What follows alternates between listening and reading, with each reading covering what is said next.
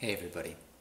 Today I'd like to challenge a supposition that I often hear from language learners, namely that you have to be very good at memorizing words in order to learn to speak a foreign language well. I'd like to do the video in German, but I will be creating subtitles as soon as I possibly can. Also, heute geht es um die Annahme, dass man sehr gut darin sein muss, Wörter auswendig zu lernen, um eine Fremdsprache fließend sprechen zu können, beziehungsweise um diese Fähigkeit zu erwerben. Bevor wir aber vom Gedächtnis reden können, müssen wir zwischen zwei verschiedenen Gedächtnisformen unterscheiden. Und zwar einerseits das deklarative Gedächtnis und andererseits das prozedurale Gedächtnis. Das deklarative Gedächtnis ist das Gedächtnis für Fakten und Ereignisse, beziehungsweise das Gedächtnis, was man braucht, wenn man eine Liste von Vokabeln auswendig lernt. Das prozedurale Gedächtnis ist das Gedächtnis für vor allem motorische Abläufe, zum Beispiel fürs Fahrradfahren oder fürs Schwimmen. Das sind Aktivitäten, die man ausführt. Man kann es auch so sehen, das deklarative Gedächtnis ist das Wissen was und das prozedurale Gedächtnis ist das Wissen wie. Also, warum finde ich, dass das prozedurale Gedächtnis viel wichtiger ist als das deklarative Gedächtnis, beziehungsweise dass das deklarative, ein gutes deklaratives Gedächtnis keine Garantie dafür ist, dass man mit Erfolg eine Fremdsprache wird sprechen können.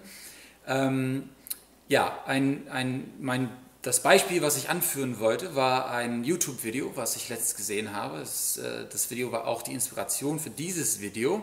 Und zwar geht es um einen Mann, der das gesamte Oxford Dictionary of English auswendig gelernt hat. Beziehungsweise er hat die Position von allen Wörtern im Oxford Dictionary of English, das sind insgesamt 57.000 Wörter, verteilt auf 1.700 Seiten etwa. Und zwar kann er einem sagen, auf welcher Seite sich jedes Wort befindet, beziehungsweise wenn man ihn fragt, wie lautet das 5. Wort auf Seite 800, dann kann er das einem sagen, oder auf welcher Seite steht das Wort hat zum Beispiel, kann er das einem auch sagen.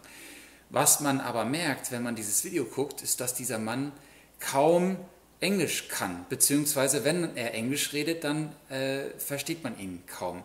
Wie kann es sein, dass er über 50.000 Wörter in seinem Kopf rumschwimmen hat und dass man ihn kaum versteht? Es geht eben darum, dass er diese Wörter dadurch gelernt hat, dass er Mnemotechniken angewendet hat. Er hat quasi eine riesen Vokabelliste in Form eines Wörterbuches auswendig gelernt. Und nicht dadurch gelernt, dass er Native Speakern dabei gehört hat, wie sie die authentische englische Sprache in deren Alltag benutzen, wie sie anwenden. Und dementsprechend kann er das Prozedurale, das Verfahren des Englischsprechens einfach nicht so gut. Das Schöne, das Allerschönste am prozeduralen Gedächtnis, was das Fremdsprachenlernen angeht, ist, dass man sich eigentlich teilweise gar keine Mühe geben muss. Wenn man Wörter im Kontext von Phrasen und zum Beispiel Songs oft genug gehört hat, dann merkt man sich diese Verfahren, diese Abläufe automatisch. Im Gegensatz zum deklarativen Gedächtnis, wo man sich wirklich Mühe geben muss und meistens sowas wie Mnemotechniken brauchte oder Eselsbrücken, ne, wie man auf schönem Deutsch sagt.